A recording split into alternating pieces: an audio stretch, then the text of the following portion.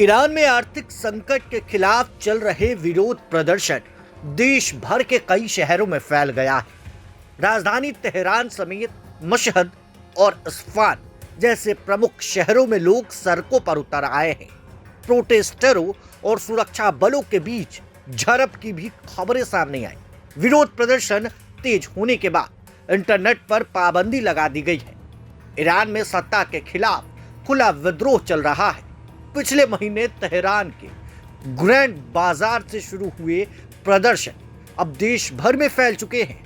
व्यापारियों के द्वारा ईरानी मुद्रा रियाल के तेज गिरावट और बढ़ती महंगाई के खिलाफ आवाज उठाई गई थी, जो जल्द ही बेरोजगारी, वस्तुओं की कमी और पश्चिमी प्रतिबंधों के कारण बढ़ते आर्थिक संकट में तब्दील हो गई।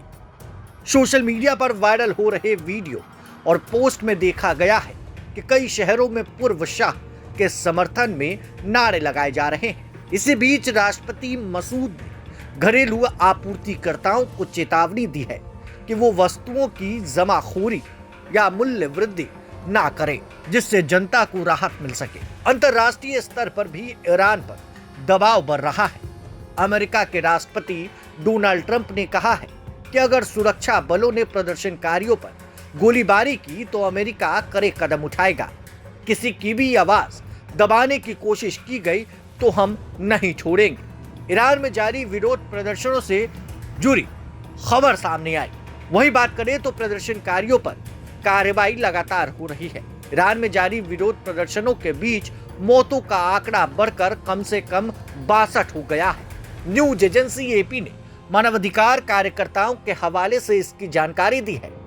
महंगाई, आर्थिक संकट के खिलाफ शुरू हुए ये प्रदर्शन लगातार उग्र होते जा रहे हैं, जिससे ईरान में हालात और ज्यादा तनावपूर्ण बनते जा रहे हैं। मानवाधिकार संगठनों के अनुसार ईरान में आर्थिक संकट के खिलाफ चल रहे देशव्यापी प्रदर्शनों के दौरान पिछले 12 दिनों में 42 लोगों की मौत हो गई, दर्जनों लोग घायल हुए हैं और 2200 से ज्यादा लोगों को गिरफ्तार किया गया है। यूएस स्थित Iran human rights activist news agency की रिपोर्ट के मुताबिक मारे गए लोगों में 34 प्रदर्शनकारी और 8 सुरक्षा बलों के सदस्य शामिल हैं। कैस्पियन पोस्ट और विदेशी मीडिया के हवाले से बताया गया है कि ये प्रदर्शन ईरान के सभी 31 प्रांतों में फैल चुके हैं। ईरान में चल रहे विरोध प्रदर्शनों के बीच दुबई से ईरान जाने वाली कई उड़ानों को रद्द कर दिया गया। दुबई एयरपोर्ट की वेबसाइट के मुताबिक दुबई से ईरान के कई शहरों के लिए जाने वाली कम से कम 6 उड़ानें रद्द कर दी गई। एयरपोर्ट प्रशासन ने यात्रियों को सलाह दी है कि वो यात्रा से पहले अपनी उड़ान की स्थिति की जांच कर लें और संबंधित एयरलाइन से संपर्क करें।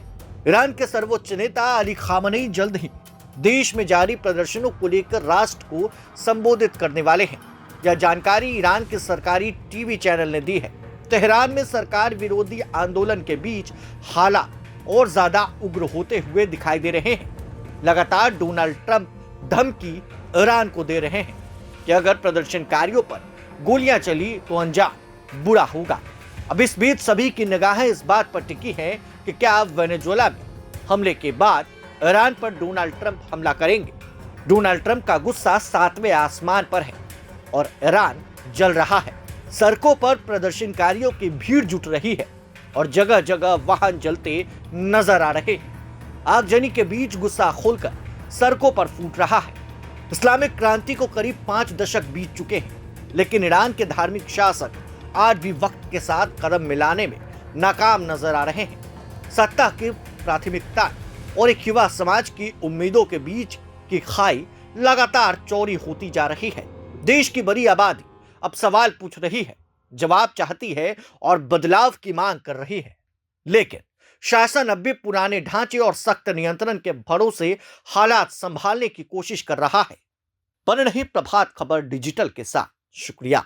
प्रभातखबर.com, विश्वास वही, रफ्तार नहीं।